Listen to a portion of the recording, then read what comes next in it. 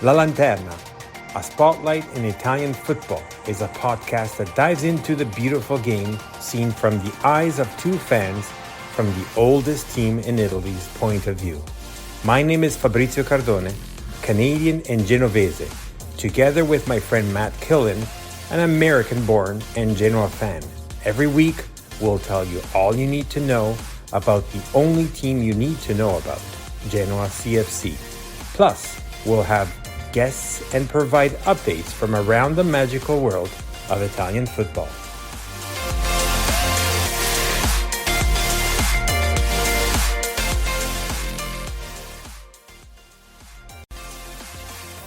Benvenuti alla Lanterna podcast. This is Fabrizio from Toronto with my best buddy. Hey, it's Matt from New York. What's going on? So it's match day 30. We just went through match day 30, Matt. It's match day 30. That means only 8 left. 8 games. Yeah. How do you feel about that? It's kind of bizarre, honestly. Like, the season has gone by so quickly. I feel like we were just getting into all the ins and outs of the league and how Genoa were going to look. And all of a sudden, we're almost at the end. Pretty remarkable. It's just the last stretch, and this is actually the most important one that we cannot make any mistake at this point. As we said a few pods ago, it's in our hands. Destiny, rather than watching what others do, it's 100% in our hands. Absolutely. So the question is, do we have the right men?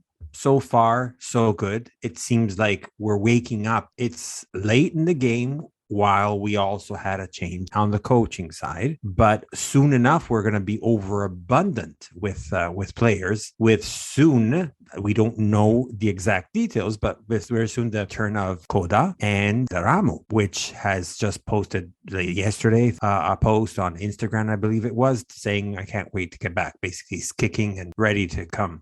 It's amazing amazing to say that I forgot about Aramu being out with the way we've been playing lately, which is not really fair to him, maybe, but the results have been pretty tremendous. You have to say that. Like, it's an amazing run of form in this last match. I know we were playing Brescia that were struggling, but we have to talk a little bit about the recent news with Haps, which seems like the rumors aren't very good on that side of things specifically. But when you look on the whole with the rest of the side, it's hard not to be excited, I guess. And I'm saying that in the most tempered way possible, because I kind of don't want to get into now we're in this crazy run, kind of like you've mentioned. Anything can happen in these last 8 games, and this is a really, really critical period. But there's a lot of reason to be optimistic right now as a Genoa fan.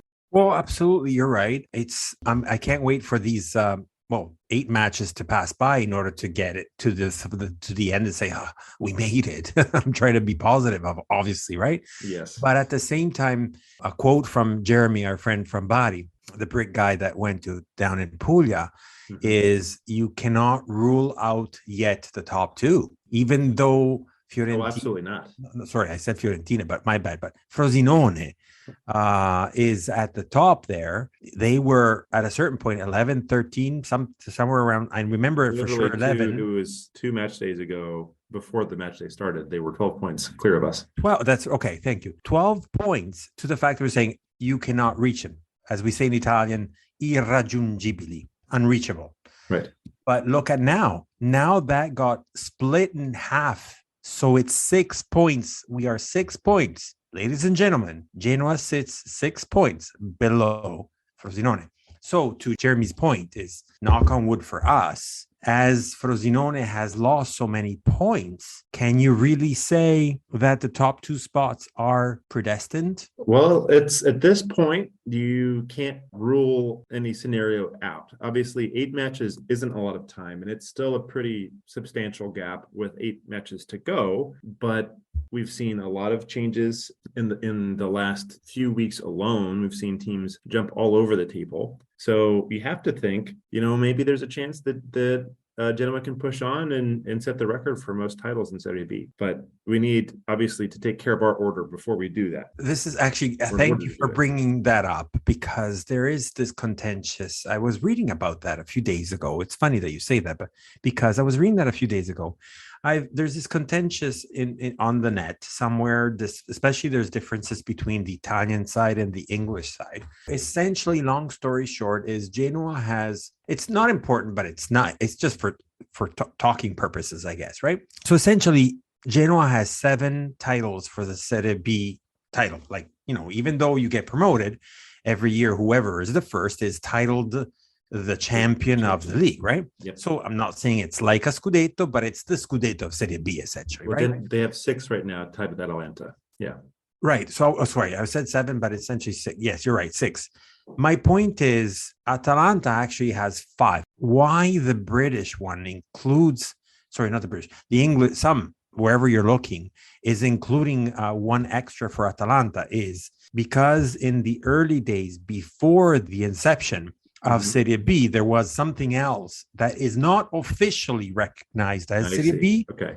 But it was like this. It was a second tier. The closest second tier of the time. Correct. Basically. So therefore, technically does not count. So if you do say Atalanta is at par with Genoa, it's because you should say Atalanta 5 plus 1 from whatever that name was of that league. Fair enough. I think that's fair. Winner, which is not necessarily a good thing. Well, it's one of those titles. It's like being no, it's not that bad. It's like being the player with the most own goals or something. Like you have to play a lot of games to have a lot of own goals, but also I think it's a little bit different than I know it's a little different than the own goals. I know. That's a little too cruel. But yeah, I mean, I think it obviously be fun as a fan to say that we have the most in the competition, and to say that outright. Obviously, it means we've been spending several seasons there to do that. But that was my point exactly.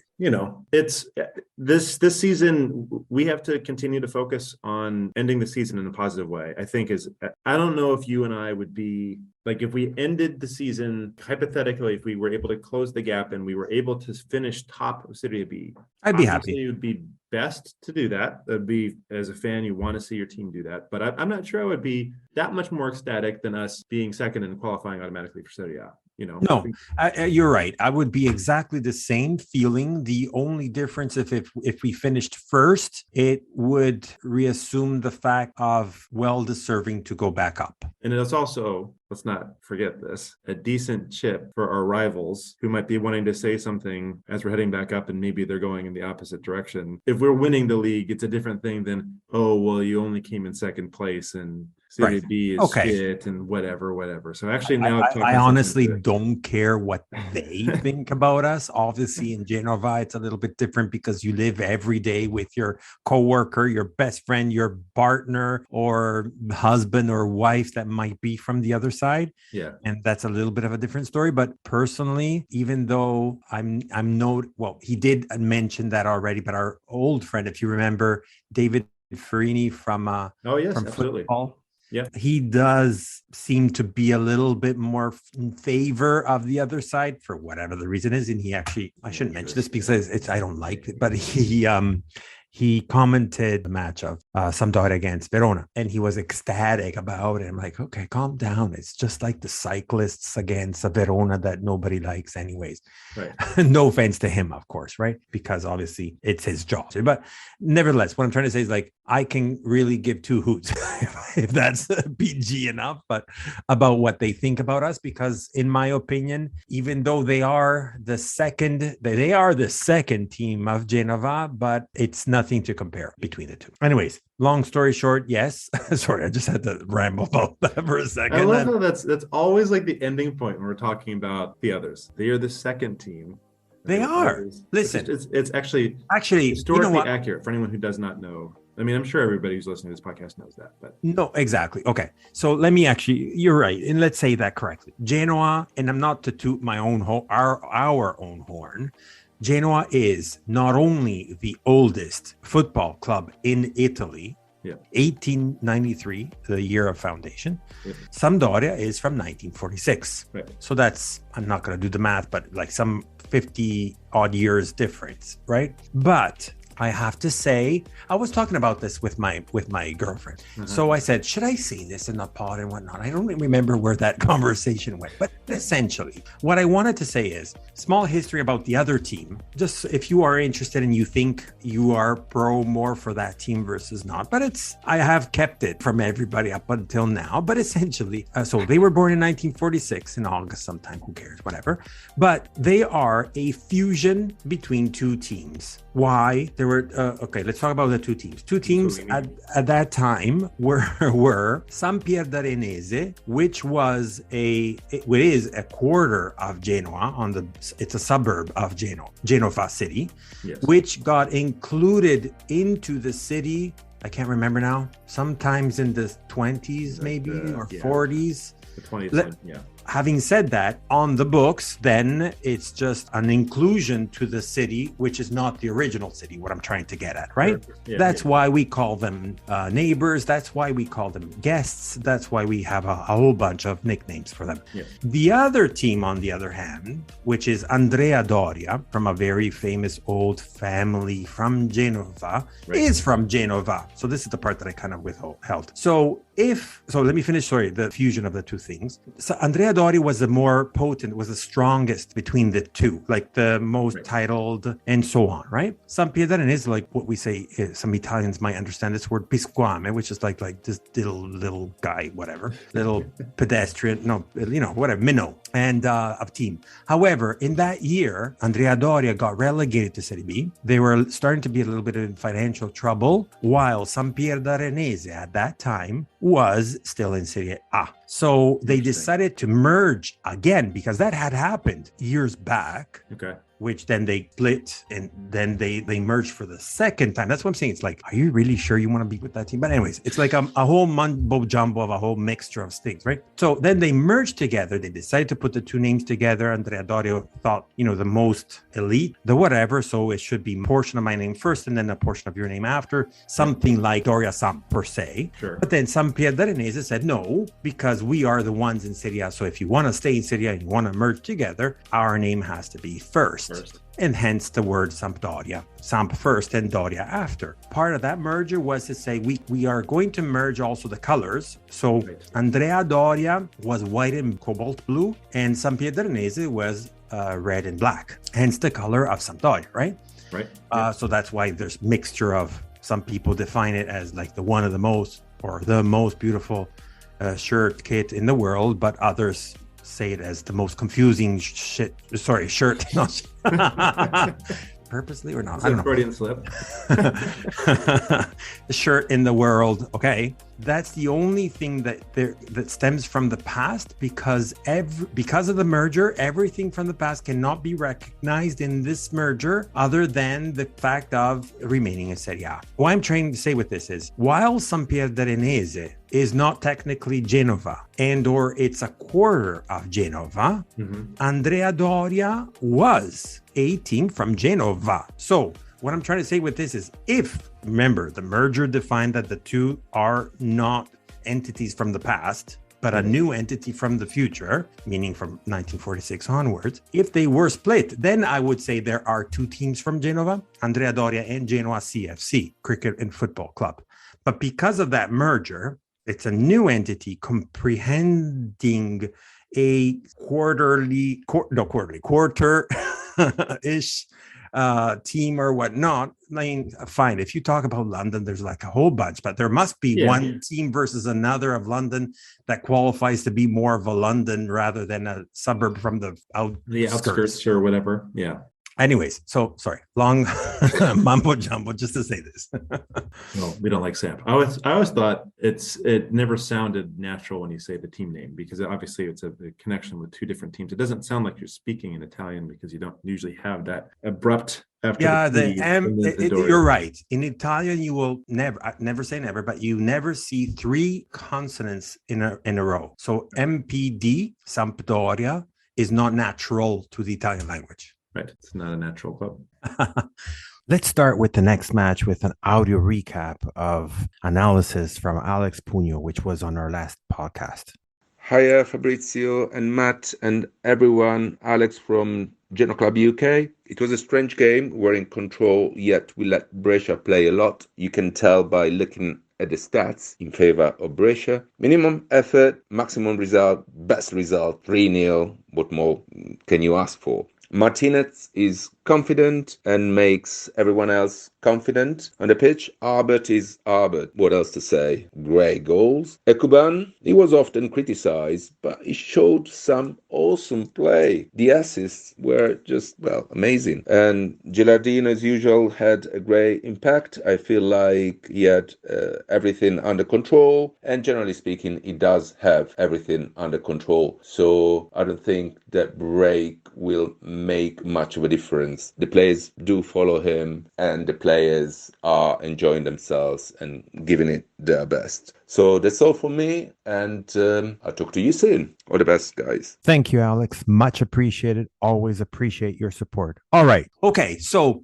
let's quickly go first. Do you want to talk about the actual match day 30, or do you want to talk about the match? Why don't we start with the match? I mean, this was an amazing performance from Genoa. I know when we were looking forward to the match and trying to understand how Genoa might do, this was one that kind of felt like, okay, I think I had predicted 2-0, but I sort of was begrudgingly saying that because you never quite know. It is an away game at Brescia. It's Serie B. Brescia needs a win. This isn't a team that like is completely rolling over, and it's not like we were not going to take them seriously, but we did have a little bit of that conversation with Alex in the last podcast. And I just think we really, really looked strong. And you saw so many different players have, I think, good performances. The standout player for me, really, it has to be Goodmanson, just with how involved he was. But you have Salcedo getting the opening goal, and Salcedo and Goodmanson later also connecting. There was an absolutely magnificent, like this, I think Genoa put this on their Instagram too later, the highlight of it, but Ekuban had like a 40-yard pass that like freed up Goodmanson, which was incredible. And I think he also had another assist with him as well. So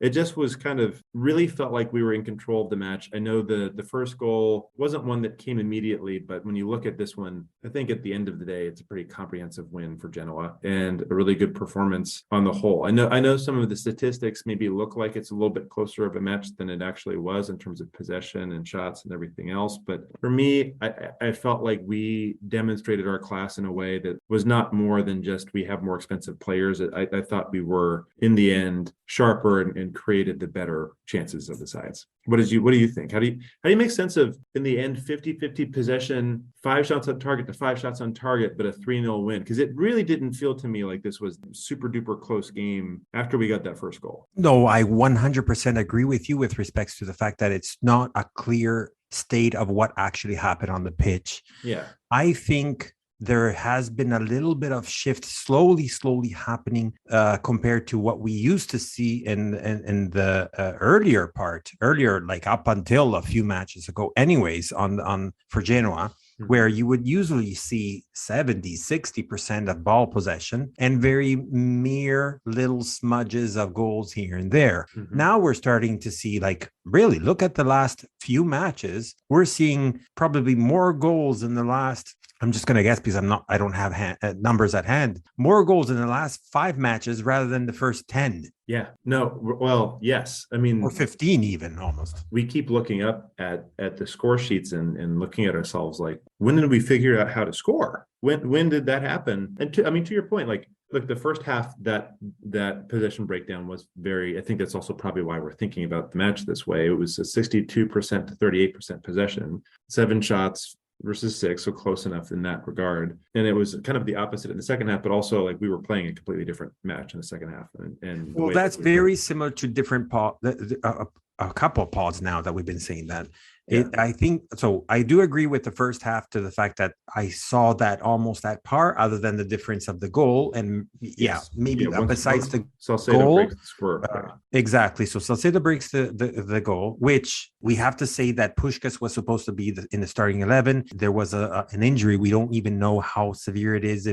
I haven't looked if he started training today, because the team had started training today. Nevertheless, he couldn't be part of the starting lineup, so Salcedo got asked to jump in lieu of his absence. So a lot of smirking going around the fact that, oh my God, Salcedo is going to be starting. He is, yes, a good player, but he's not that good and whatnot.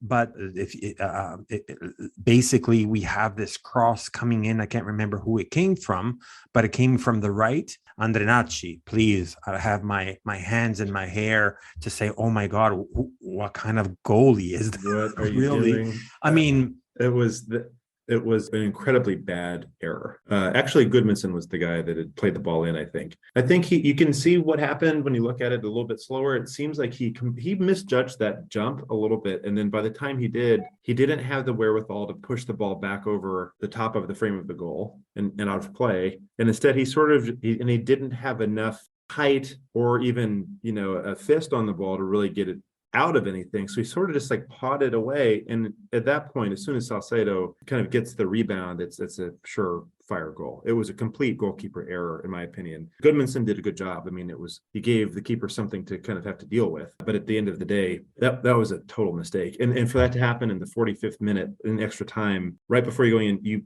potentially are going into halftime 0-0 and maybe just looking to hold out for a draw in the second half. And after that happens, I think that also changed a little bit the way that both teams approached the second half. Brescia, to their point, is they never gave up after the first goal. No, they did not. This wasn't a cakewalk. I don't think the scoreline flattered us a little bit here, but exactly. So yes, to that point, yes, it does flatter a little bit, but at the same time, in a way, the stats show that it was not a walk in the park. Correct. Meaning that Brescia, even though they lost, to your point, that it wasn't that, but to the point of seeing the stats, and even though it was a 3-0, it wasn't that easy. It had to be, and we'll talk about it in a second, about the quality. And that's what my point was for your questions at the beginning, was why did we win? Was if the stats were equal, quality of the players actually made the difference. Yeah. So your starting 11 plus the benchers, which a lot of times are even actually play better than whoever they're subbing, amazingly so. And then bring, once again, same thing that we talked about Ternana, come again, the revolution that Gilardino has in his mind, in the genial mind, to bring in these players, change tactics almost drastically, sometimes in a good way, sometimes drastically, as I was saying, but to the point of bringing some in players. And let's talk about the next two goals. Who is the assist man? Ekuban. And okay, so your question before we move on to the two goals is you were talking about Goodmanson being the best player of the match, the MVP, absolutely, hands down, no question about it. Even Serie B recognized that. He's actually man of the match of Serie B, match day 30. In my opinion, on the books, I saw at par 3. Obviously, there is an edge for Goodmanson just because when he is going, he is killing it. Okay. Yes. But having said that, I want to mention 3 players. So the first one is Goodmanson, of course. The second one, I'm going to say Vogliacco. Okay. I've actually started to see some comments around, and I do not disagree about it, for the fact that they are comparing him to Gianluca Signorini. Really? It's like the highest praise you can give. That's one of the best compliments that in a defense state of play you can get, because that's basically ad honorem the best at heart anyways player that you can say about period.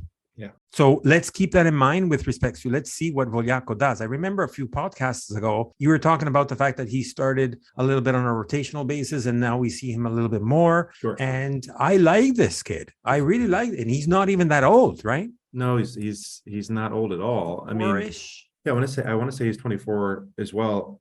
Hold on, I'll confirm that. Yeah, 24 exactly. What this 3-5-2 has been really, really good for him, I think. I mean, he's been very much involved. You remember his kind of effort and the times that he's broken up plays in previous matches, and he's just not put in a bad game in a really long time. You know, he's not obviously he's playing in a back 3. He's not a type of a player that's going to be really, of course, advancing into the final third. He's a defender. He's been very vital, honestly, to our side keeping as many clean sheets or low scoring matches as we've had. And again, I know we've talked about this throughout Serie B, but you know, the joint best defense at this point with Frosinone in terms of goals scored this season, for the whole campaign, we've allowed 19 goals in 30 matches. And he's included in that. He's absolutely included as part of that. And of course, we've had, you know, very solid performances from like a Dragushin, and Bani is also a fan favorite, and Martinez, of course, yeah, very, very fair. But I think you're right to signal out Vogliacco, because he's really made a difference. It feels like the last like 6 or 7 games. Yes. It might be more than that, but it's noticeable for sure. And the third one, I'm going to put Caleb Ekuban. I think you have because Yeah. We said that already exactly because of the last episode we talked about him, the fact of that verve of quality / possession, physicality, and so on that he brought to the team, even though it was only for 8-10 minutes in the game against Ternana. This time around, he got subbed quite earlier, at the same time. So bringing him in, I'm still trying to get the minutes here on the 66th minute. There you go. To replace Salcedo. That gives you, with injury time and so on, more or less half an hour. And do you want to comment on the 2 assists he gave to our double scorer, Goodmanson? Both of them was actually amazing, because the first one was something I don't remember ever seeing him play a ball like that. But I still go back to the Genoa post, because they had is like an 8-ball corner pocket type thing happening in the background. He completely set up that goal for Goodmanson. I mean, he did it in both instances, but I think specifically in that first one, where he maybe was just over the halfway line, maybe just behind it, and another defender was pretty much stride for stride with Goodmanson. And he plays that ball at such pace, but it's the right weight, and it just lets Goodmanson run onto it a little bit more and get that separation, have essentially a one-on-one chance at the end against Brescia's keeper. And at that point, it's 2-0. Like, it's going to be 2-0. I just have to commend on the fact of the quality that he had with that assist that he gave. I think it's the one you're referring to. I don't know now if it's the second or third. I'm getting confused, but both of them were fantastic. Yeah. They seemed like these players been playing, meaning Goodmanson and Ekuban, together forever. Ekuban just came after a 6-month injury, or a recap after an operation, as we mentioned a few times now, but like they seem that they've been playing forever. Gilardino just kind of quote unquote met Ekuban only now, because more or less he came in when he wasn't really able to train, right? Right. So who is Ekuban for himself, right? But nevertheless, he brought him in, trusted him, and so on. And the repayment is wonderful. And that I can't now remember. I guess I said before. I can't remember now if it was the first or the second now. But with that quality of assist, with the external of his foot, passing that ball in depth for Goodmanson. Yeah. Oh my God, that was like what you see with the top-notch teams. Well, that second assist was really special too, because he was, this one, I think they were basically in the final third, and he had the ball a little bit out left. It actually reminded me, was it just the last match against Ternana? I think it was, because he had kind of a cameo appearance at the end of that match. I think he was subbed on later, like maybe the 80th. 7-8 minutes, we said. And it was like, oh my God, because he almost scored out of nothing. Remember, he kind of took the ball if you're facing the goal, towards the left-hand side of it, and then sort of fired off this shot. And he kind of did the same thing this time too, but he's sort of bringing attention, and then he plays the ball back across the middle. Goodmanson, who's able to get a foot on it, make some control, and sort of create another easy chance to score a goal. It was some work for Goodmanson, I think, to make that one what it was, because the ball was kind of a little bit slower pace-wise, but it was still an amazing goal, and it's just so much fun to see both of these players on the pitch having that chemistry and making that final kind of pass to really seal that goal. Certainly sealed the game. If we give the MVP to Goodmanson, it's also not only, but it's especially also thanks to Ekuban. Yeah, absolutely. I mean, Ekuban gave him, it's not 2 goals if it's not Ekuban there. I still think Goodmanson, deserves credit again for Salcedo's goal, but in the end, it's still happy for Salcedo as well. Anyways. Yes. So Haps had, I think, another pretty. Let's talk about that as well. It sounds like he is injured, and there's some rumors he might be out for the remainder of the season. We don't know that for sure. Nothing, I don't think, has been official yet. Nothing has been said. No, we've only heard that he got injured during today's training session, and it appears to be severe, but that's all we know. We will know more tomorrow after the medical exams, which will give a little bit of a clear understanding of the length of the injury period. Some people are talking about 2 or 3 matches. Other people are talking about the end of the season. Hopefully it's the first rather than the latter, because we've just gotten this momentum with Haps being back after his ban and arrival from January. Right. Nevertheless, one of the things that we have heard from the Venezia side was the prone to be injured easily, I say. We do know that there is, it's so sad and fun at the same time. We have waited for the replacement of Payet, and then once he's back now, we saw him in wonder, in awe almost, because we talked about it a few times, so there's no point to repeat it again. But the fact of the presence on the left with Hap's arrival was definitely a huge change. But hey, eventually, sooner or later, also Payet should be coming back too, right? So hopefully sooner if, let's put it this way, it's a lot of ifs here, but if it's a long, and knock on wood that it's not, but if it's a long injury absence, perhaps let's hope that Payet comes in soon in a good condition as well, though. Right. I think, yeah, there are a couple of things for Genoa fans to remember. The end of the season doesn't mean ACL tear or a really serious tear. It's just the pure fact that there are 8 matches left in the season, and this is not that much period of time. So it does not seem, from the little that I've read, that this is a very serious long-term injury. However, if it's a little bit more serious than 1 to 2 matches, that means a couple of months, and that means we don't have him for the remainder of this season. In concept, I think maybe we would have him back healthy for the start of next season, regardless of where we are. There was some debate on what we were to do. So Payet obviously would be an early consideration if he were there and fit and everything else. But you kind of have 2 players you can play in his place if it's not going to be him. One is Crescito, of course. He's been back in the squad. We've seen him more recently as kind of a deputy type, 60th minute coming on, shoring up the defense, making sure, kind of bringing that veteran sort of poise to the end of the match, closing the match out, seems to almost be his instruction. And then, of course, you have Sabelli, who has been playing more recently on the right side, and I think he's more naturally a right-footed player. I don't remember, actually, because I know he's played so many times on both sides. And Sabelli's the right, of course, right back, yeah. You would move Hefty into the right back position. I think Hefty is back. I think he's good. So we'll be putting essentially Sabelli back to the left. I imagine that's what we're going to be doing as well. Which is not his natural place, but at least it's a good, option. Well, good. It's better than nothing. Yes. It's absolutely. the best option we have. I don't think that it's a major weakness to Sabelli playing on the left side, but it's an interesting thing to see actually how the 3-5-2 holds up if Haps is indeed out for a longer period of time, because you and I remember this. We were talking about this last week. It was probably a month ago when we were saying no more 3-5-2. It's not working. The players we don't have the right players for this formation. We don't have enough creativity. The ball keeps getting stuck in the middle part of the pitch, or there's too much separation between our strikers and our midfielders and all these other things. And it kind of felt to me like Haps's pace and the way he brought the energy to his game really helped enable the 3-5-2 to be so effective, because he was a player that could be almost an extra attacker. And we saw that in other matches recently too, where he's spending his heat map is almost more in the opposing third in some cases. And then you maybe have Dragoshin playing up a little bit, or the back 3 rotating to compensate for that if that's happening. And I think Sabelli obviously has a similar characteristic in being an attacking-minded player, and that's why I think you think that he would be the natural person there. But it's slightly curious to say, does this really weaken our formation that has become, it seems like, our default in what we would want to start with most matches is the 3-5-2. It's kind of what it seems like Gila's landed on with our squad. So I don't know. I don't want to say this for multiple reasons, but I kind of don't feel as upset about Sabelli and Hefty. I would have loved to have Haps healthy. I would love to have him back soon.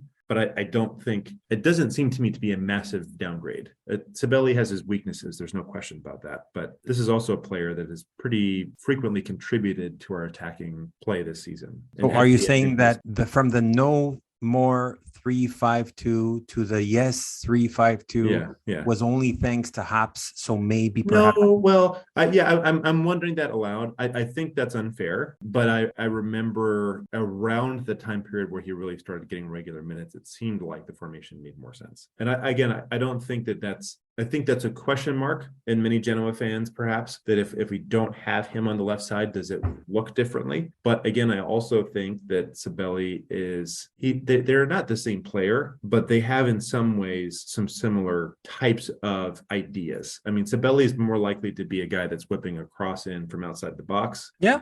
I think Haps, you actually sometimes see him almost more I kind of have to agree with you. Similar characteristics, just slightly different in quality, maybe. And Yeah, speed. yes. And speed and precision. I guess that's under the quality. Yeah, exactly. He's obviously not as fast. He's not exactly as known for always having the most accurate passes, but like we've seen plenty of. Remember the goal. What was the late? Was it Parma? That late winner from Puskás, like that crazy cross. It wouldn't be Parma. I can't remember which match it was when Puskás scored the winning goal. Yeah, okay, I remember. Benevento, maybe. I'm a terrible fan. That's probably actually no. I think it was Benevento. It was Benevento. I'm pretty sure it was Benevento. But obviously he has that type of a quality. So if we believe you have the defensive kind of set up to help. No, a lot of people are like hammering him for his mistakes or here and there. But I think it's the same thing with Payas. It's like these are those Payas is getting crushed for that same stuff. Right. So these are those players that don't have necessarily high quality, but for the league that we are in, they are like tremendously important to have, because you can't have the best players in a Serie B because they wouldn't be with us, right? Sure. But at the same time, it's probably the best for the category. So I'm not complaining. I mean, from maybe 3 errors he does, the fourth one is that precise assist, as you just said, and it actually makes the winner. That was important. Before I forget and I don't get some of our fans angry, I wanted to say in command also our Grifoncini, which have been continuously giving us great performances. They did just win. They were playing on the same match day, essentially, of Genoa when we played against Brescia in the morning versus the afternoon, the local time, obviously. They played and they won 2-1 against the second spot. So I think it was Bal that we won 2-1, which still, so the third one now became second, and there's 4 points of differential between the first and the second, still with, I think it's still 8 matches to go, or maybe less, still with the Grifoncini as well. Let us remember that for the Primavera 2, which is the Serie B for Primavera for the under-19, top spot gets promoted directly, while the next X number of teams after that, I think is like 5 or 6, go into a playoff round for promotion. So it's important for the Grifoncini to be on top, similar to their senior counterpart, doing a great season. Obviously, the difference is they have been leading it for quite a bit, but nevertheless, even since the departure of Gilardino, they have never disappointed at all. So that's the important thing as well. And of course, a very important part, I think, of Genoa's trajectory and their future. It sounds obvious saying that about the youth team, but I don't envision Genoa being a side where we are going to be able to spend. We've never really seen, I think, truthfully, 777's spending might, because they kind of came in for a January transfer window, and then, obviously this season, the first full season was in Serie B. You have to be kind of pretty conscious of doing that, and there were a lot of other costs we had to offload also in that period of time. But I would be pretty reluctant to think that we're going to be spending these crazy amounts of cash, and so we really need to make sure that we're developing our youth players. And not only are we scouting and spotting the right youth talent from our own networks, but seeing these kids have success, that gives them confidence later on. That gives them an opportunity to think that they belong and that they can get things done, and they had moments where they made something matter and they won. So even though we're talking about Serie B version for the Grifoncini, I still think it's very important that they do qualify back up to the top division of the youth system, and that our players can kind of look back on that and think about it as a successful season from both teams. So let's not also forget that we have also had a couple of Grifoncini that were called up for the under-19 Azzurri. Lipani. So we had actually Luca Lipani, that we saw him quickly when he had his debut against Spal, that played in the match against Germany in Bremen, and they actually won. So it's important also that he was a part of the central defense. So it was a 4-3-3, and he was in the central part of the midfield. And he was, one of the players that contributed for the superiority of the Azzurrini against the Germans. So that was quite, interesting and very important to see. So they've been our star man a little bit I mean, we've had a couple of players that have made Genoa squads and all of that, but it's kind of exciting also to see him. It seems like he's been getting the spotlight more and more from the Azzurri as well, which is kind of exciting, and to see him actually have a good match as well as it just adds to that whole thing. Before we go to break, let me quickly talk about match day 30 for Serie B. Wow. So it all started on Friday with Palermo-Modena, which ended 5-2. Oh man, I don't know how much you've seen about that match. It started with Modena scoring and bringing them up 1-0 away. Palermo managed to tie. But then again, you have around a half an hour closing the first half also with Modena up 2-1. So it actually kind of made me think, okay, Modena, we saw them play against us not too long ago. You know, they're in the lower table, but whatnot. They're still like a tough team to go. Mm-hmm. Even though Palermo, we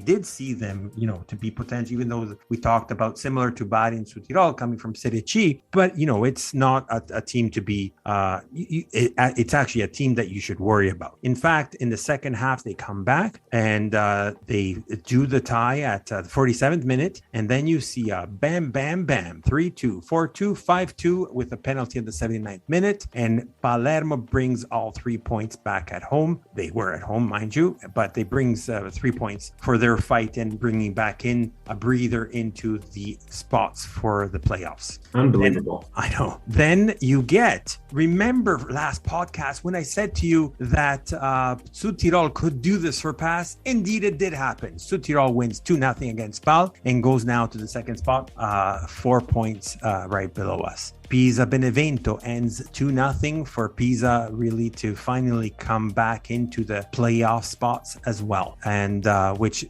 they kind of got tripped from last week, if you remember, but this brings them back in. Then you have Frosinone Cosenza, and what did we say there, Matt? We said, go Cosenza, Forza Cosenza, and they made it! It's incredible. That's why I suggested to you in a chat, I said to you, maybe the title of this podcast should be Stranger Things Do Happen, because we said stranger things might happen, right? We said that. Yeah, absolutely. And essentially it did happen, even though it was right at the end on the, again, similar to the Regina match at the 90th plus 5th minute, Brescianini gives that win for the Lupi to give them a breather at the bottom for 3 points that they were not even expecting. So that's fantastic. That's like a really beautiful. And that, hence, again, we'll talk about the standings right after, but it brings Frosinone, stops Frosinone. And with Genoa's win, it brings it to 6 points differential between the first Frosinone and Genoa second. Como Parma. Parma, super yo-yo. Like, oh my God, I feel for the guys from Parma. Lose 2-0 at Como. Cittadella Perugia. This was another match of our friend Jake that I was expecting them to show up a little bit more, but he did even say himself that after, even though it was a quite balanced match, it's just Perugia just had this win in the second half that whirlwind type of thing and managed them to come up front, winning 2-0 away at the Tombolato. That entire part of the table is insane. I mean, that win was obviously a very, very critical one for Perugia. But when you also think about Cosenza, who we were just talking about, had Perugia not won that match, they'd be sitting on 30 points, and they would have actually bumped Cosenza up to 16th spot in the placement. So having won it, they're actually technically out of the relegation zone right now, not even having to play the play-in against the teams. It's every single match is so critical, and you really see that especially in that part of the table. 100%. Then we have obviously Brescia Genoa, so Genoa wins 3-0 at Brescia, and then we have Ascoli Venezia, where Venezia, another yo-yo team, if I may add, and I'm sorry for our friend Marco from the Rigore podcast, but on the 90th or 91st minute, 90th plus 1, Carboni from Venezia manages to win, which we've seen quite a few losses, and we were still scrambling to understand what are you doing? What's Venezia? happening? Yeah, exactly. Well, Venezia still, again, another team that has a fighting chance for sure of staying in Serie B and you would kind of back them to with the talent that they have. But 33 points. To your point last week, though, we didn't really talk about the fact that Perugia also had a game that was postponed last week. So they do have a game in hand as well. But that was a must-win. I think all these matches are close to must-wins for Venezia going forward because Agree. of those exact facts. It's just looking at 19th spot up to 14th spot. It's a 7-point gap between those 5 positions, and many of them are on 29, 32, 33. So you've got a really close and anybody can get anything type of a situation down in there. Next match is Regina against Cagliari, or better, Pippo Inzaghi against Ranieri. Honestly, I would have not I couldn't know who would have won. And essentially, when you look at the result, you're like, oh my God, Rafa from our Cosenza Club New York was right. Regina is in a free fall. Total free fall. And I mean, I've watched parts of the match. The first goal at the 11th minute kind of opened the doors for Cagliari, but not that Regina actually gave up. However, that penalty, which gave actually 2 goals to La Padula, bringing his goal count to at par with Khedira from Bari, kind of like hit them really bad. In fact, in the second half, then you got another penalty, a lot of yellow cards actually in that match. No red ones, but a lot of yellow ones, to the point of the 30th club one was just the last goal from Zappa to bring it to a 4-0 of Cagliari at Reggio Calabria. Last but not least, another match that we were hoping, if you remember from last podcast, and we had Ternana, even though we're not super friends with them, against Bari. So we were hoping for an upset from Ternana with our friends at Bari, and they managed to do so. Managed to do it. So that was a 1-0 win over the former third in the division. At the 19th minute, Partipilo actually managed to score, and it was a difficult match essentially, because at the end, if you look at the statistics, it seemed that Ternana had the edge over Bari. Except for a little bit of a ball possession that was a little bit over on the Bari side, but the shots were clear.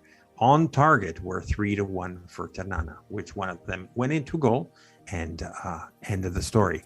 Which brings us to talking about our table now. So Frosinone first at 62 points, only 6 now, as we talked about 12 not too many match days ago. That's right. Is 6 points below, so at 56 sits Genoa. Yep. As we mentioned, we don't have Bari anymore in the 3rd spot. Mind you, again, we're still talking about 2 3rd and 4th spot. We're talking about 2 formerly Serie C or Pro League, Serie Pro, whatever it's called now. I can't remember, in the 3rd and 4th spot. So Südtirol now at 51 with Bari at 50. A little bit of a gap, 5 points below that. We have sitting both Pisa and Cagliari at 45. Yes. 7th spot now is Regina, mind you. 1 game less, but we also have a potential 4 points penalty that might come into Regina. Oh, and that's not even factored in the table right now. That's right. No, it's not, because it's not official yet. Official. But it seems that it's going to go in that direction, but they're talking about a few days away for it to become official. Mind you, Pippo Inzaghi, except the Perugia, which is still has to be played, 3 losses in a row. Palermo. Unbelievable. Same with Regina at 42 points, so 7th to 8th spot essentially, 41 points. So starting to be far from the playoffs spots is sitting Parma at 9th with 41 points. So that Gigi Buffon speech after our match kind of didn't help them too much in the long run. It's incredible. I mean, it's been win, loss, win, draw, loss in their last 5 games. It's been exactly as he had said before. It's just the inconsistency there has got to be maddening for our fellow, well, we're not Parma supporters, but for our friends that we know that support Parma. I guess you'd say that. Absolutely. So Parma, as I said, Parma sitting at 41, Como and Ternana 10th and 11th sitting at 39, 1 point below at 38. On the 12th spot is Modena Then 2 points below, Ascoli sitting at 13. 1 point below Cittadella at 14 that got stopped in the last match, as we mentioned. Yep. 2 points below them now is sitting at 15th spot at 33 points is Perugia. At par with Venezia, sitting on the 16th spot, which is the first spot of the playouts. Mm-hmm. Second spot for playouts at 32 points. So 1 point below both Perugia and Venezia is sitting Cosenza. Now that was from the last, now it's sitting in the playouts area. Then 3 points below Cosenza sits Benevento at 29. 1 point below that sits both Spal and Brescia, 28 points, 29 for the last two spots of the table. And it's amazing when you look at this table. So Benevento has all of a sudden also become, look at Benevento and Venezia, two teams that were in that conversation for promotion when the season began. And on the flip side, I know we've talked about Regina's downfall, and it's sort of been enjoyable to see some of that happen.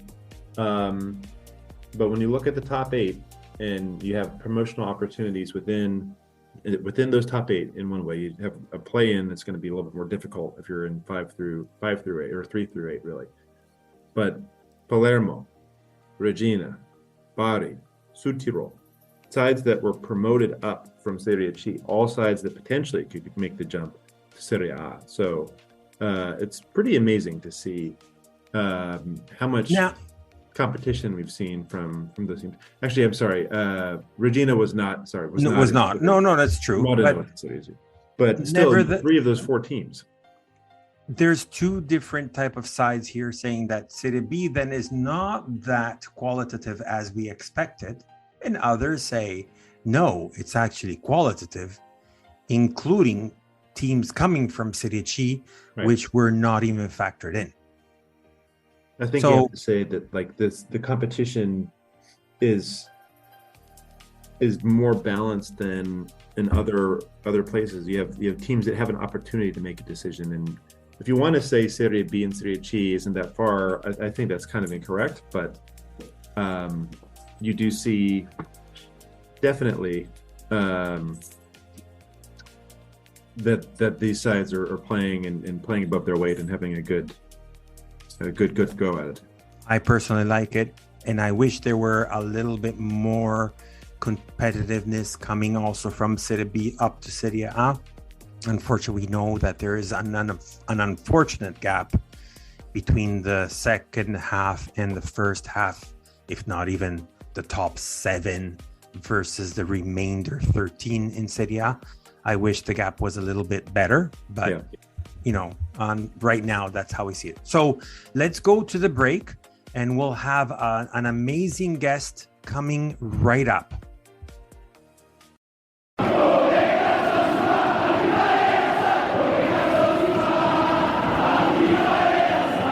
My name is Fabrizio Cardone, and I approve this message. Bentornati sulla Lanterna podcast. Welcome back. And we have now a special guest, which is, well, he is from Europe, but he is not in Europe. So he's in Michigan now. And let me give you a little bit of a background to how we have found him, because this is quite an odd and interesting and amazing, actually, begin of the story, because I'm going to leave it also up to our guest to give us more insight about what his whereabouts and whatnot. But essentially, so our friends from our sister, I mentioned a few times, our sister group called Genoani Si Resta, one of the members, which they're like a larger group than ours, of course, but of the Genoani all around the world, but from Genova. And they noticed someone that actually commented on a post-match, I think it was against Ternana or against, I believe it was against Ternana. I see an nodding head. And which actually was in English, of a gentleman that said, I am from Austria living in the United States, and I'm a Genoa fan, blah, blah, blah. So, ladies and gentlemen, let me introduce you to Hamada, our new Genoano living in Michigan. Welcome to our podcast, Hamada. Hi, everybody. Yeah, thank you so much, Fabrizio, Matt. Thank you for having me on this podcast. I'm really excited to be here. Yeah, and kind of the question is, how did we find Genoa? And I always want to say, the club chooses you. It's kind of like, it's not something you're just like, hey, let me check this team out. Of course, some people might do that, but I like to think football, or soccer as it's called over here, is there's romance involved in it. It's not just a simple sport for a lot of us. It's a lot more. It's become a lifestyle. And for me, kind of, you see the logo, you see the flags, you see the colors, and something attracts you to it. So for me, the club just chose me. I didn't have a choice. But I chose to go along with it. I'm like, this team is flirting with me. It's giving me those looks, and it's like, hey, what are you up to? And I'm like, hey, back, So how you doing? Here we are too.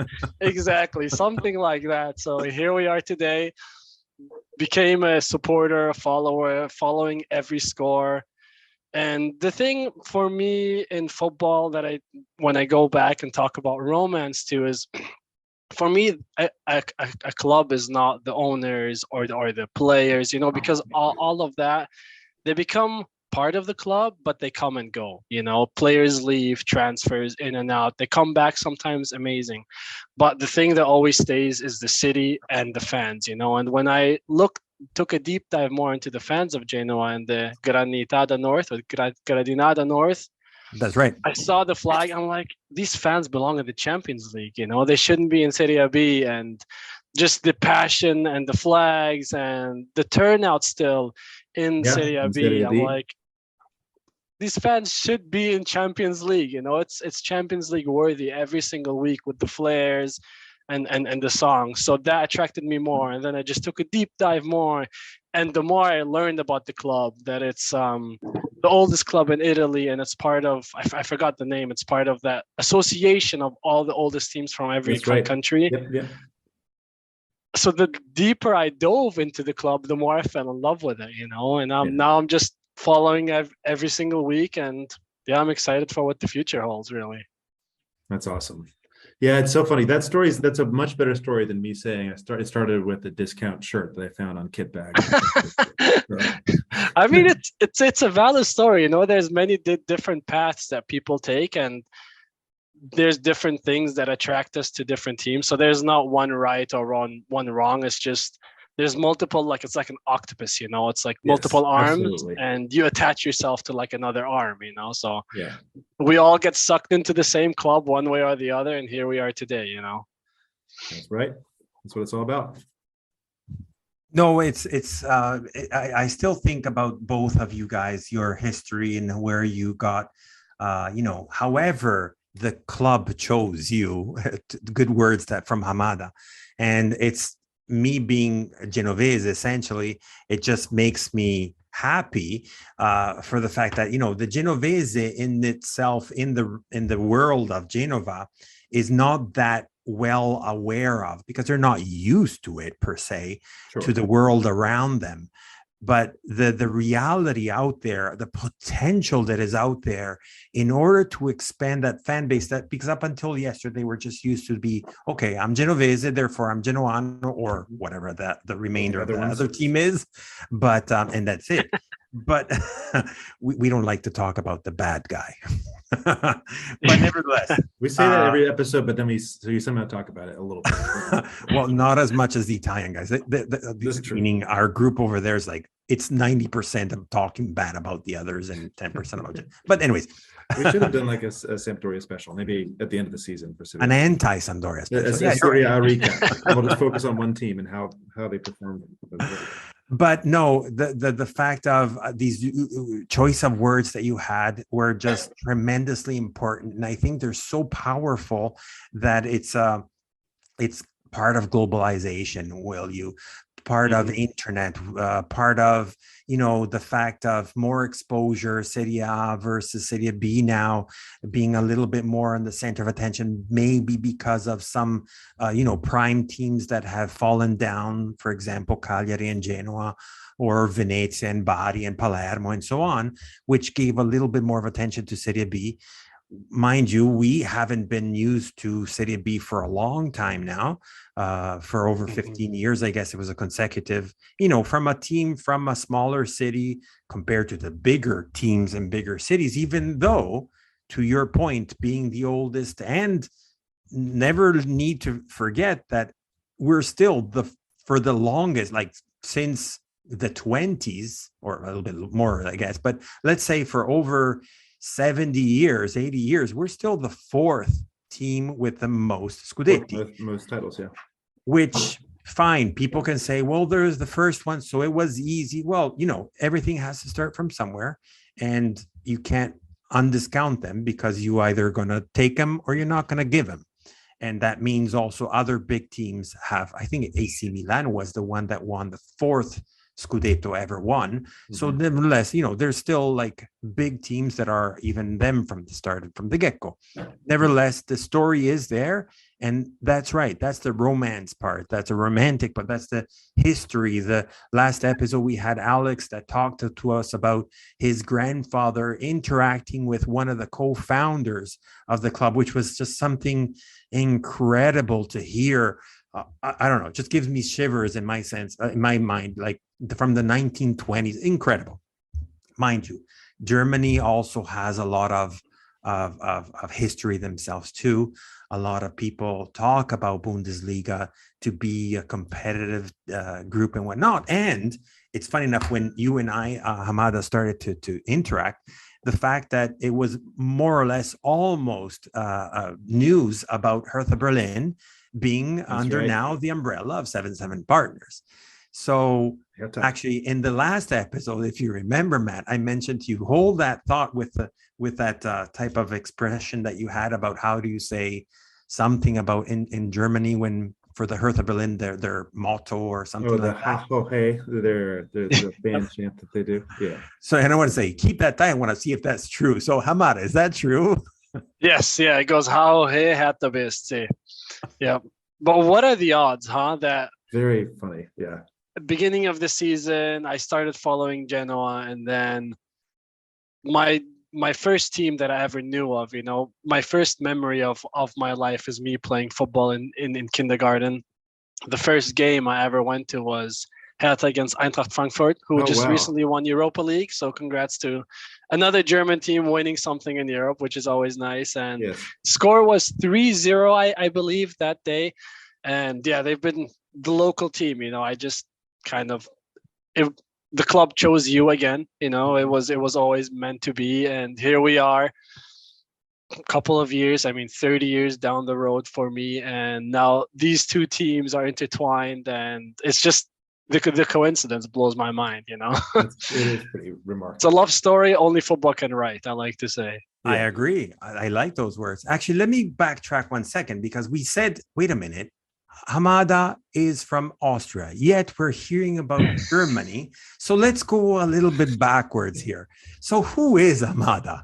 Yeah, that's a great question. And people always have a home. I'm assuming for you it's Genoa, and Matt, I'm guessing Toronto. It's for you, or I'm not sure. Well, I live in New York now. I've been in New York for cool. 10 years. Yeah, it's going back to what you were saying earlier, the being around the New York fan club for Genoa here really helped make my connection with the club that much stronger. That's actually how I got introduced to Fabry, but I'm originally from Kansas City. Actually, I've been in New York for the last 10 years. Oh, cool. Yeah. All over the place too. Yeah. I'm the one in Toronto. So when you say, am I Genovese? I am, but I'm also, I would consider myself 50-50.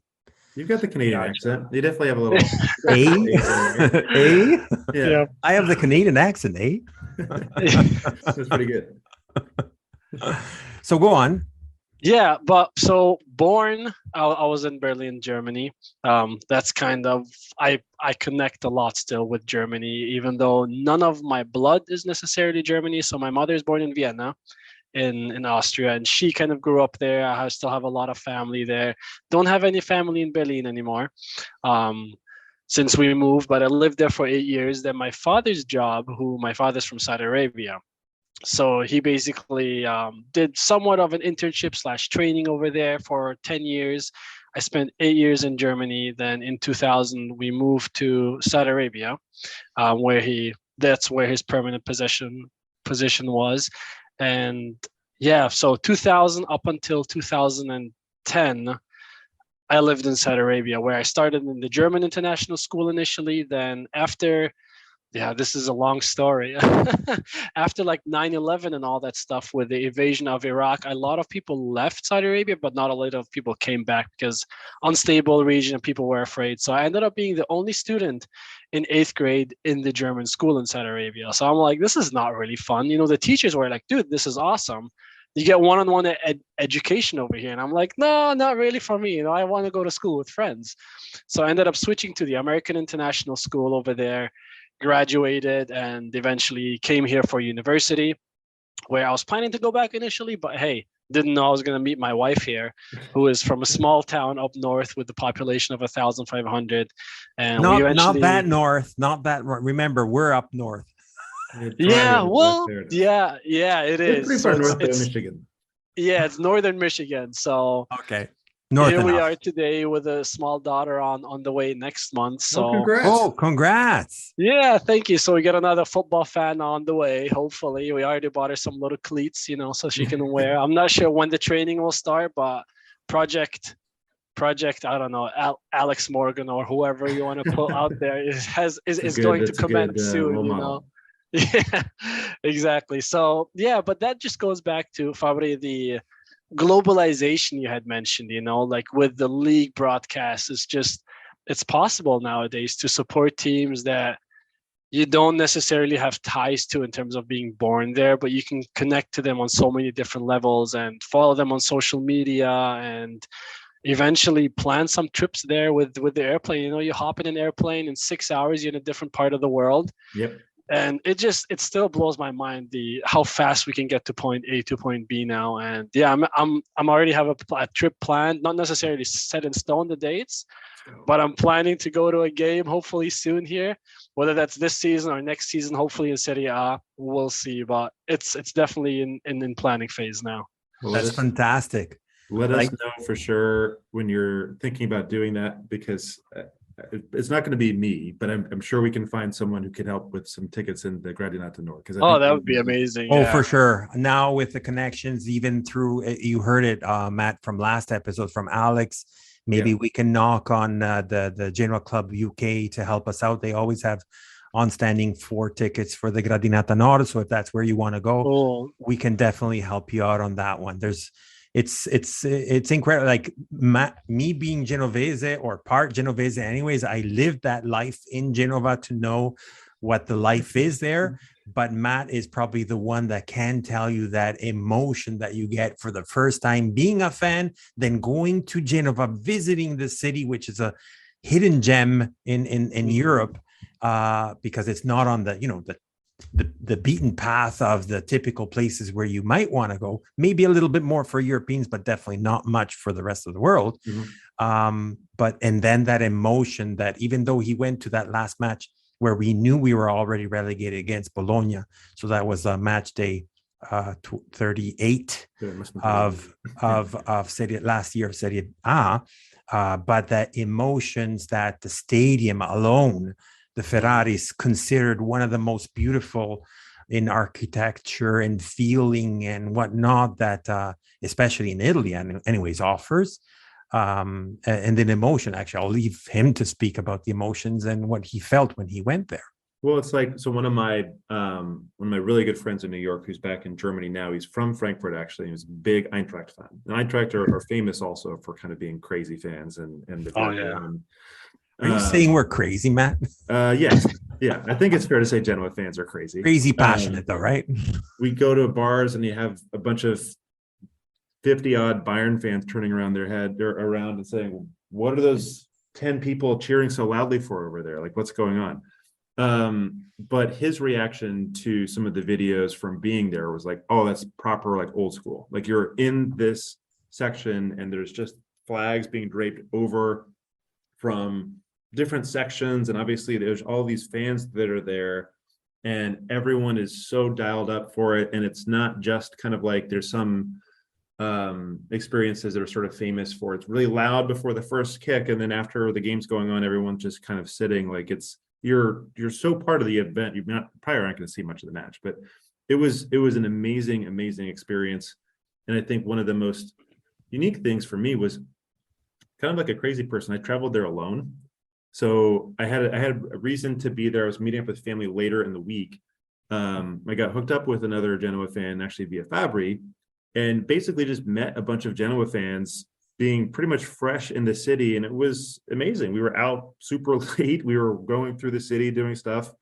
And everywhere you went, you had someone to kind of chat it up with. So I don't know. It's a special thing to be a part of, because I think you said it right. Like there's just something different about the fan base here, and you even hear that every now and then from some fans that maybe are part of other Italian fan clubs or something in the US, and they just say, well, we went to try to watch a game with so and so fan club and it just wasn't quite the same, because everything's just a little bit more dialed up, and that's what makes it fun.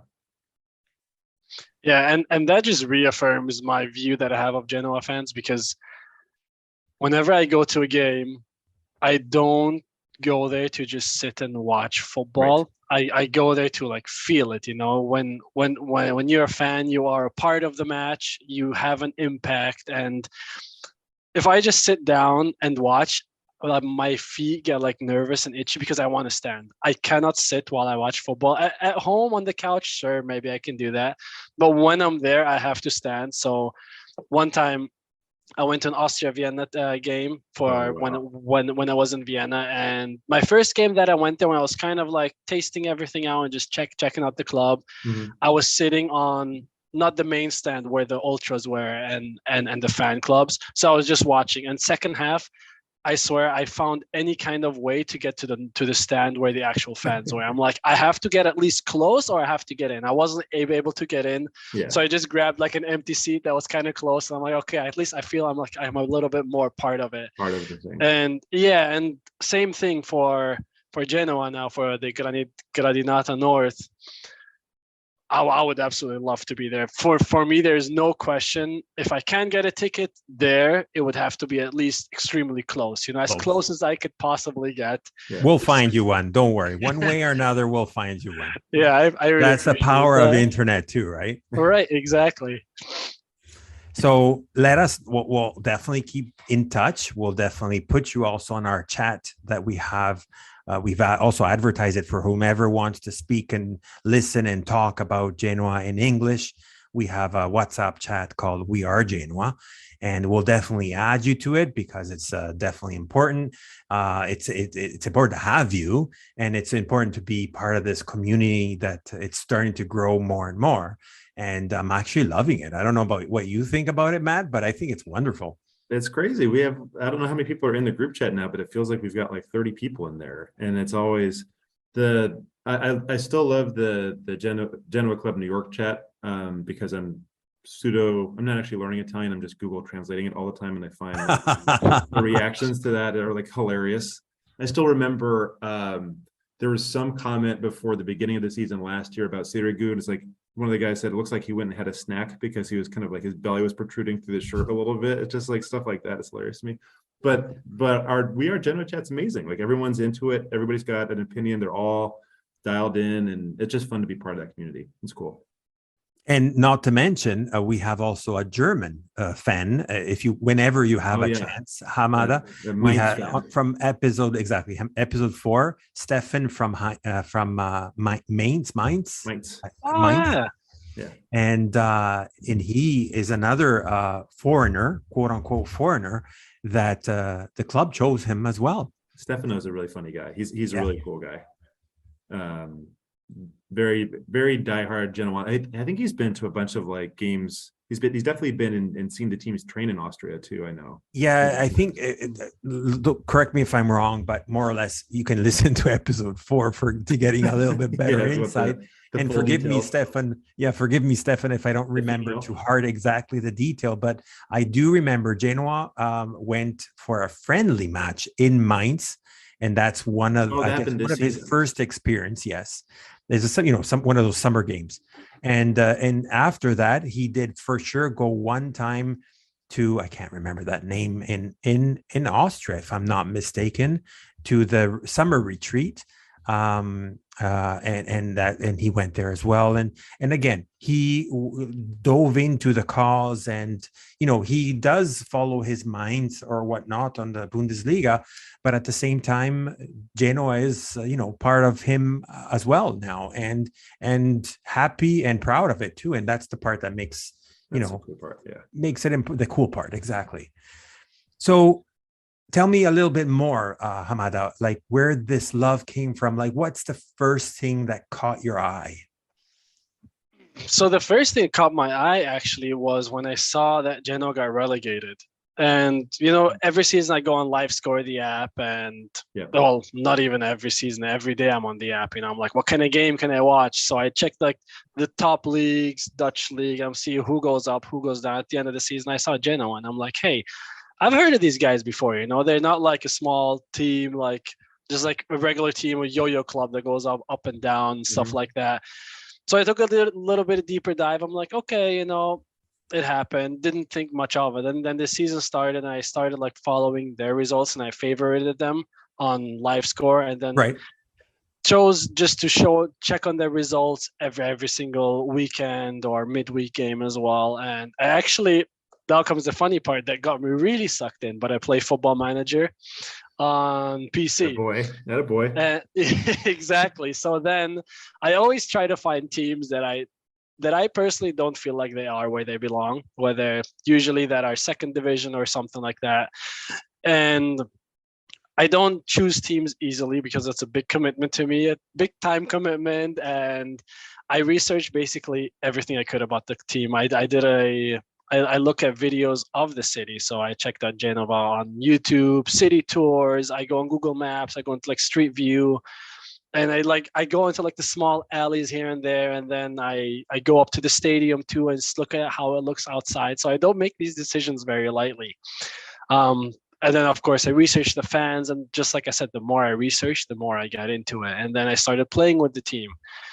And you got even more connected. And every now and then I was able to catch some games, but I don't know, over here in the US, I know Serie A is on ESPN, but Serie B is kind of hard to watch unless you're like watching the YouTube videos and the YouTube recaps. So I started with that and just got more and more familiar. And yeah, that kind of is what got me really started. I've tried to get a jersey too. The website that I got, I ordered one, but the website that I got said they were out of stock. I'm like, it's all good.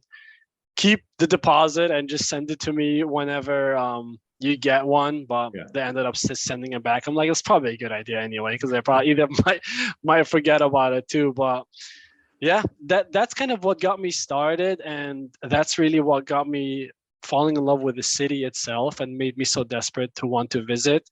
And the city, I mean, everything speaks for the team. You have the city, you have the colors, you have the fans, you have the team itself, you have the passion, the songs and the chants, and everything just makes you feel more and more connected to the team. So for me, it was kind of a no-brainer. I'm like, historic team that isn't where it should be right now. It should be way higher.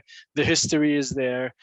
And yeah, we did end up winning Serie B, by the way, by a record margin. I think it was like 89 points.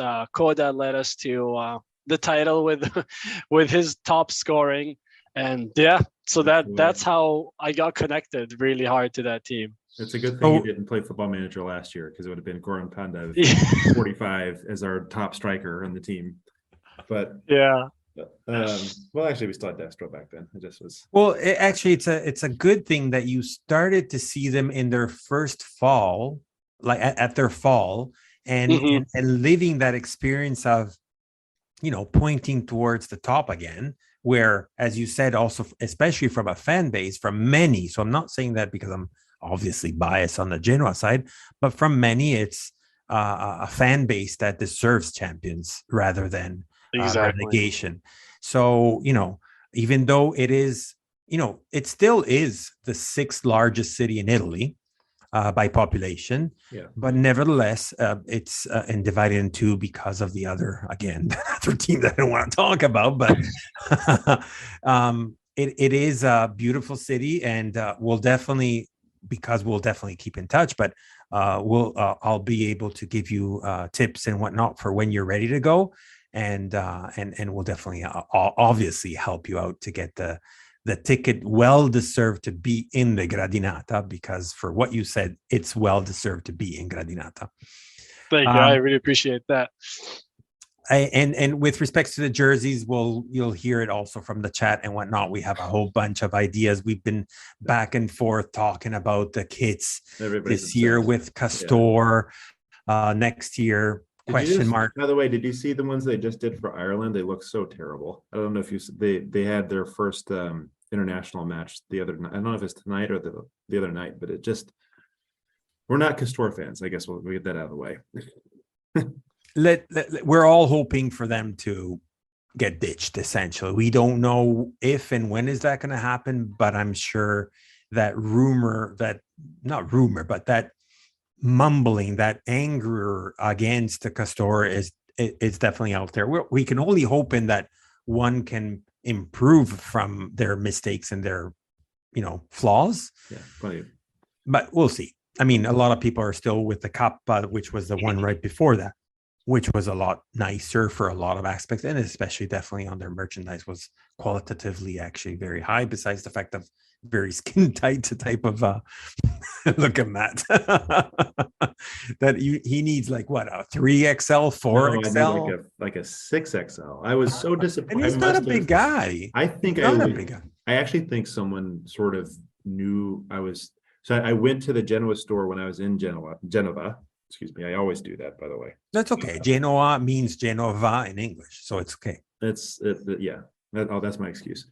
I tried on like 4 different jerseys and none of them fit because they're just like the skin tight, like Combat Pro. This is the Kappa season still. And I actually loved it. They had, because no one wears a 3XL there, they had like the first away shirt that they did, which was a pretty traditional one with like the rossoblu kind of across the horizontally. I loved that. Yeah. But it just didn't fit. And I ended up, I think I literally left that place only with an espresso mug because I couldn't get anything else that fit or looked right. But they're really quality, and I think they could also do like replica versions of the same things in the future or something. So we'll see. Who knows who's going to be the sponsor anyway? But Hamada, have you found the season so far following in Serie B? What's your take on it? I mean, it's been a good run of form lately. Yeah, lately is good. I am hopeful that they can snatch even the top. No, not even. That's too far, isn't it? Oh, how many points is it? Pretty far. It is 6 now. 8 matches is still. It's possible. It's not impossible, but it's possible. And I mean, hopeful, definitely promotion. Yes. Little shout out to my Südtirol friends. Yes, that's right. So amazing seeing them up there from Serie C last year. I don't know how that's possible, but those are the kind of stories that we need in football more of, and I agree. Yeah, I'm kind of hoping for a double there. Get Genoa and Südtirol up there. Can you imagine that, Matt? Actually, we never thought about that. But can you imagine directly promotion? Then others can play for the third spot. But Südtirol surpassing Frosinone, Genoa and Südtirol. Sorry for my accent. I'm not saying it German or Austrian, but Südtirol going up to Serie B directly with Genoa. That would be like something else. It would be pretty amazing. If that Dream scenario for me right there. Yeah. I love like the Südtirol area. To me, it's just like beautiful, heart breathtaking area with amazing chalets, food, everything like the mulled wine, Bolzano in Italian. Yep. It's such a beautiful little city. All that area is beautiful. Magical, I remember visiting. The Dolomiti, which is that part of the Alps in Italy, have this nude rock that has that specific color that in the sunset, it actually looks pink, but not like your baby pink, but it's it's just like a beautiful backdrop. Anyways, just beautiful. Yeah, I did want to give a shout out to Italy though, in general with jerseys.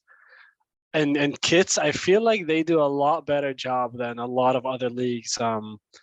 With just plain, in a lot of other leagues, it's just plain jerseys that like some of the clean looks ones look great, Right. but I feel like Italy in general, there's a lot more interesting kits, and I feel like a lot of these kit makers that are present in Italy have a lot more guts and just to be creative and stuff. While Adidas and Nike, some of them are cool, but they're also very repetitive, you know? Yeah, Exactly. So We actually have another new fan. His name is Eddie. He has been he's in Alabama, but he's been into that area of expertise with respects to kits and whatnot. And he was talking to us exactly. I hope that if we ever do change, we don't get Adidas. And I was like, oh, just curiosity, because as an ignorant fan and whatnot, I've seen it with AC Milan now, with Juventus. I'm associated to like, prestige type of forget they have Milan for a long time. That's right. Teams, exactly. And now Italy, right? But Italy, the national team. Yeah, well, those kids. Adidas, I feel like that's not fair because Adidas has done a great job lately. But I think Hamada's on the something interesting there, because I feel like, I don't know the actual statistics for this, there are more kind of like underrepresented kit makers in Italy that you don't find often in other places. Obviously, there's no other place where you can find an Emporio Armani kit in the first division anywhere, which is hilarious. And that's maybe a bad example because I don't think they're that good. But very bad. Sorry, Napoli fans, but very. But you have Mizuno, who I guess are doing Bochum's kits and everything in the Bundesliga too. They're Südtirol, and you've got like the Zeus kits that were made for some of the teams in years gone by, and Macron and some of these other brands. I always liked Lotto when Genoa had Lotto, and even though those designs weren't really wacky. And I think also just like the identity, like the base identity of so many clubs, it's very distinctive. It's not red shirts, red shorts, or something like that. There's a little bit more design to it than that. Well, you probably learned now, Hamada, doing a little bit of history search and whatnot, that on the main kit, so your home kit, Genoani do not want to one of those manufacturers to excuse my language, but screw up that one, because that has to stay as close as possible to the original. Right. So they have very limited. Now, the only one that I've seen that wandered a little bit into imagination and give a little bit of fantasy to that was actually Kappa, which one season we saw those a little bit of shaded stripes. And another season was seeing the map underlying into the red and blue of the city of Genoa, which was, I kind of found it to be a little bit interesting, a little bit different. Otherwise, you kind of have to stick to those red and blue and with those specific tones, because other seasons we've seen other ones that did play around with those colors, and it's just not the Genoa colors. So you need the dark navy blue and that deep blood red type of thing, which is the rossoblu essentially, right? Which I think they should never change. I mean, looks wise, amazing, can't beat it. So it's the color of the heart, the red and blue, right? Pretty much, exactly. So I don't know if you have any other questions there, Matt. I don't think so. So I wanted to definitely shout out to all those fans out there. Take that courage, write down, even on our social pages. So whether it's through La Lanterna, whether it's through the Genoa Club New York, or mine, which is the Genoa Club Toronto, so you have it on Facebook, on Instagram, and Twitter, or as Hamada did, not knowing. And actually, I might ask you afterwards, after recording, how can we reach that type of fan base that might be interested in these beautiful colors, but not know about where to reach out, who to reach out, whatnot. But nevertheless, so drop a comment. I hope this the podcast helps a little bit for fans out there to get I have already heard comments about, oh, I'm glad that you guys are out there. Gives us a little bit more insight about Genoa news in English and so on, because there's not much out there. other than reading. There's a lot more compared to the past, obviously, on the written portion, but on the audio part, it's very limited or close to nothing. But nevertheless, do reach out to us, direct messaging, or drop us a comment. Likes, it's always important for us. So I wanted to personally, and obviously Matt as well, wanted to thank you so much for joining us on our podcast. It was a tremendous, I guess, honor to have you on here, to hear your story about how, even though quote unquote young, the experience, and you using your words, and the cause has caught you, as the romance is there and so on, and you do your investigation, so you're very thorough, and before you choose, I'm still again repeating your words, it takes time, and it reminds me a little bit about Eddie as well, when he was saying, it took me a while. Actually, he said 20 years, 30 years before he chose a team, and then he chose Genoa. Yeah, he did a lot of research. He had a lot of research that he exactly, and it's just so it's I don't know, it just makes my heart happy, if I may say. So I wanted to thank you again for joining us on our podcast. It was tremendous, and I'm happy actually to have met you and to be part of our family now. And so thank you again for joining us, Hamada. If anyone wants to reach out to you, how can they reach? Yeah, I was actually going to, first of all, thank you as well, and Matt, for having me here. It's an absolute pleasure to talk about this amazing club and the fans and the city, and just everything that the club touches, from you to the thousands of fans that see the team week in and week out. It's an honor as well. And how can people reach me? I will actually send you my Instagram, and Twitter is not so active. Probably my Instagram is the most active. Probably on there, just private message me, and don't mind my story. It's filled with a lot of football. So that's mainly what goes on in my life. Whenever I don't know where home is, I take a picture of a football field, and I'm like, hey, I'm home now, So there you go. So that's what it is. Well, you never know. You might be opening up.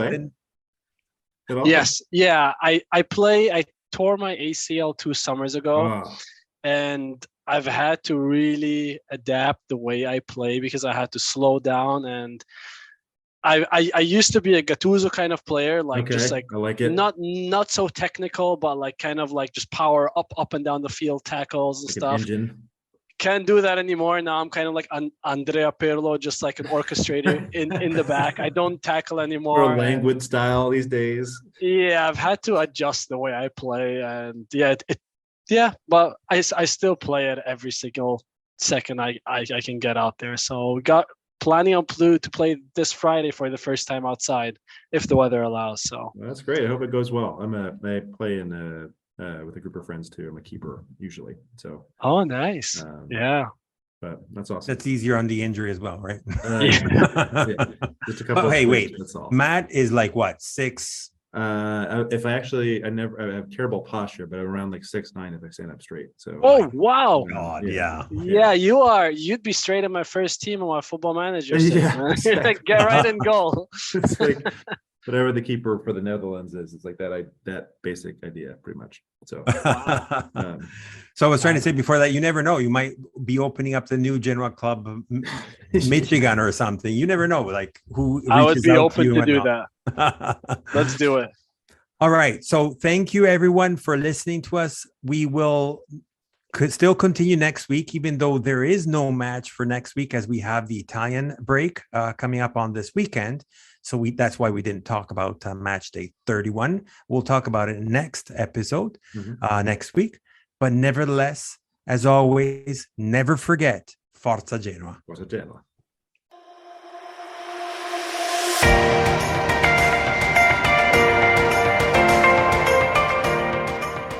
You've listened to La Lanterna, a spotlight on Italian football, a podcast powered by Genoani Si Resta. Thank you for listening, and see you next week.